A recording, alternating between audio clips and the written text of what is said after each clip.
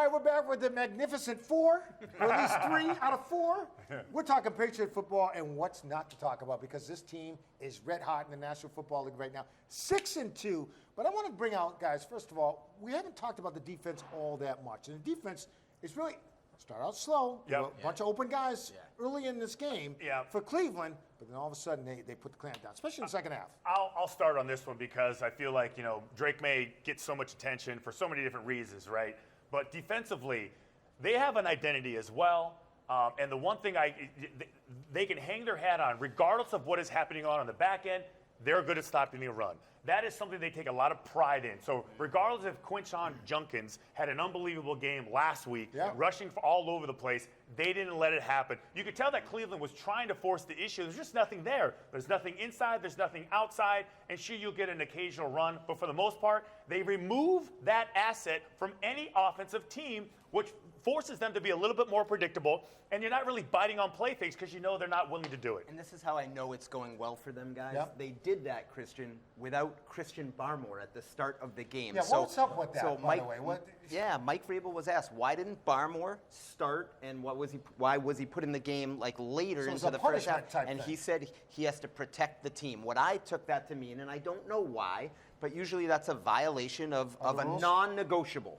So what are those things, Christian? You've been a player. Yeah, go ahead. It could be a curfew. Yep. And again, not speculating what it was, but just historically, you've been this is what it is. player. You're late for a meeting. You're late for practice. You're disruptive, or you have an attitude towards the coaches, and you're disrespectful. But normally, it's a curfew. I showed up late. Why aren't you in your room? Type of situation, which is a lack of maturity, which as soon as it happens, a guy like Barmore, you fix it right away. So I think great for the defense to do what they did, Dan, without him initially, but also I respect Vrabel for that. He says it, he tells us this is what it was, and we move on. Right? Tonga got hurt, and they still hold, they got how many consecutive games 8 without allowing 50-yard rush? And what I liked about it was they came off points at the end of the half, points at the beginning of the half, and right after that, Robert Spillane was fired up the moment he stepped onto the field in the second half, and he's an extension of Vrabel, and he came out and made a couple of big hits, then he made the pick. The pick? And that turns into points. And then Hawkins makes the pick. That turns into points. Complementary football, Steve, and even though he said I noticed it late because I didn't know they did it on the road, he's got everybody up. When the kickoff comes, defense, offense, up on the sidelines, watching. So he wants complementary football. And I would say, you get a turnover and you make them pay.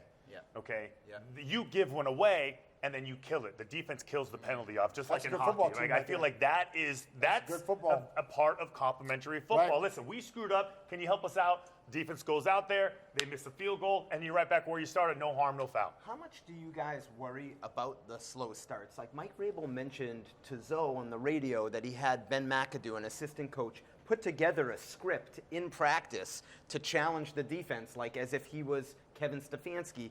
And yet they come out and they actually do score. So how much are you worried that as we get into the season and we see teams, that maybe are like the Buccaneers, the Bills, the Ravens, that maybe that could be an issue? It could be an issue, but the thing about this football team that makes it different from the last 2 years is that they believe even with a slow start, they can come back and win a football game. Right. And that's the difference, I think. Win the second half, right, Steve? Right, The 23-6 outscored them in the second half. It's And amazing. the defense, their opponents have scored points in first 6 of the 8 games on the first drive. So it's something to be concerned about. But the way they shut down after that is to be commended for what they do. Spillane got a pick, right? Hawkins got a pick. But I got to bring up Marcus Jones. Yeah. Okay, Marcus Jones all over the field, correct? Yeah.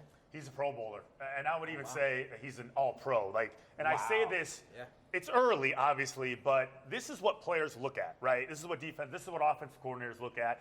Listen, he's consistent. He always is where he needs to be. When there's a big play that needs to happen, he's there. I'm not charting it because I'm not, but we're always saying his name. They're always talking about him on the telecast. He's always coming up with a timely pick, a tackle that he probably shouldn't make, but he's so skilled in patience and he knows how to use leverage, and he's tough, right? So whether it's kickoff returns, punt returns, pick six, it doesn't matter, tackling, the guy's doing everything. And I think with Davis and Gonzo, they've been attacking him.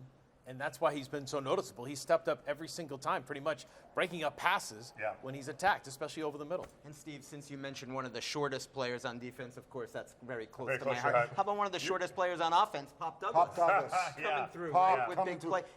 They find him open in the middle, Mike. Right. Right, because you got Diggs, Booty, Mac Hollins. I heard you talk about him. 7 Yes. catches. It was a really Yeah. good game Keep for your him, answers right? short, Mike. But, right. See what you did there, Dan. 25 years, he can say whatever he Say wants, whatever he I wants. guess. That was last week, though, Yeah. because Vrabel, did you see how Yeah, Vrabel got yeah, out? yeah. Okay, that's enough. We're not celebrating your cockroach mentality. You can't kill Dan Roche. You can't get rid of him. Many people have tried. But congratulations, by the way. But it really it comes full circle because we're talking Yeah. about the receivers and Pop's playing time is down. But he's sort of just gone along with it and taken what's come to him. And Christian, I think about the teams you were part of. Like those were the best teams, the one that people didn't necessarily care about their own stats as much as team Yep. success. And I'll end it with this because I think you're right. I was just about to say that's when you know you have an unselfish team that is all united with the same goal because they don't care about their own personal success. They care about team success. And Mike Vrabel told the broadcast crew before the game this week, don't let good times create weak minds. And that's kind of how this team like is that. There supposed you to. go. I like that. Good And a stuff. shout out Man to on the a kicker, t-shirt. Andy Borregales, because he's making kicks. Oh, big player of the Right? game. Big player of the game. He's making kicks. I got to give him credit. Start. Right? Good thought. All right, That guys. kept him in there. Hey, 6-2 next week, the Falcons. Thank you so much. Good stuff, Steve.